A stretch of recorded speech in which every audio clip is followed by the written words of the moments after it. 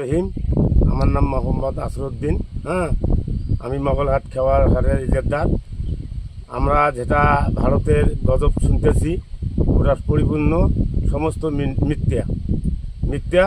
ওটা নিয়ে আমার গজব নিয়ে আমার কান দেওয়া যাবে না। আমাদের বাংলাদেশে যে বর্ডার গার্ড আছে বিজিবি, এরা যখন আমাদের সরকারি বেতন খায়, এরা সহজ ইচ্ছায় বাংলাদেশের 1% সম্পত্তি ওরা ভারতকে ইচ্ছা করিয়ে দেওয়ার মতন ওরা মানবে না। ওরা সব সময় টহল 8 দিন 24 ঘন্টা সীমান্তয় চলাফেরা করতেছে। আমাদের বাংলাদেশে যত জমি জমা আছে, আবাস সাবাদ আছে সীমান্তয়, আমাদের বাংলাদেশের জনগণ যায় সীমান্ত আবাস কৃষি শোধ করতেছে, আনতেছে। কোনো এটা সমস্যা নাই, সমস্যা আল্লাহ রকম হবারও নাই। আর আমাদের বাংলাদেশের যারা এই গুজবগুলো সর্বানাচ্ছে, এটা বারোনার গুজব।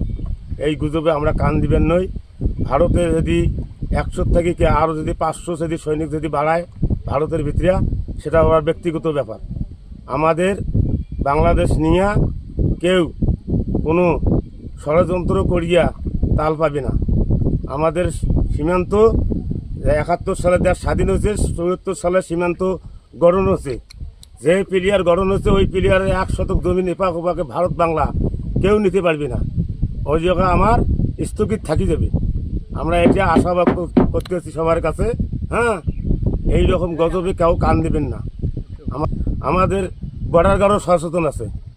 এরা স্বেচ্ছায় কাকো বাংলাদেশের সীমান্ত থাকি 1% জমিন ভারতওয়ালা নেওয়ার মতন হিম্মত হয়েও নাই, পাবারও না আগামী দিনে। আচ্ছা, ভারতে যেটা শোনা যাবা লাগছে, জল বাড়াইছে, কিছু বিএসসিও বাড়াইছে, ওরা দেশে বাড়াইছে। আমাদের কোনো অসুবিধা নাই। আমাদের বাংলাদেশ 5 তারিখের পর থেকেই, আগে দেখছি অন্য সময় বিএসসির ঘর ধাওয়া দিয়ে আসি বাংলাদেশে ভিজিট প্রবেশ করছে। 5 তারিখের পর থেকে ওরা সীমান্তই অভিজ্ঞতা করতে পারবে না। আমরা এটা দেখতেছি। আমরা আল্লাহ রকম শান্তি শৃঙ্খলায় আছি, কোনো আমাদের অসুবিধা নেই।